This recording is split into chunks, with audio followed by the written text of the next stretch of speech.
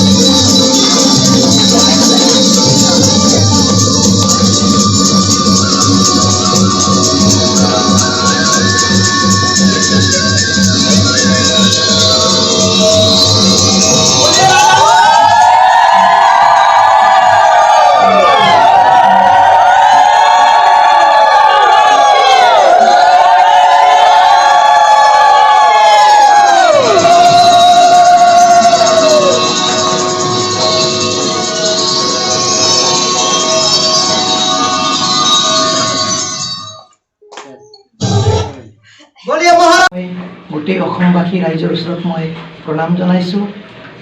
ৰাস পূৰ্ণিমাৰ উপলক্ষে যোৱাকালি গোপীনগৰ কলনীত ৰাস পূৰ্ণিমাৰ উপলক্ষে ভাগৱত পাঠৰ আয়োজন কৰা হৈছিল। সেই ভাগৱত পাঠত এটা নৃত্য পৰিৱেশন কৰা হ'ল আৰু সেই নৃত্যত বিভিন্ন কলা কৌশলী আৰু লখিমপুৰৰ ৰাইজ তাত অংশগ্ৰহণ কৰি আনন্দ উপভোগ কৰিছে। সেয়ে মোৰ গোটেই অসমৰ ৰাইজৰ ওচৰত মই প্ৰণাম জনাইছোঁ। এই আশীৰ্বাদ কৰিব মই অসমৰ চহৰে নগৰে গৈ ভাগৱত পৰিৱেশন কৰিব পাৰোঁ।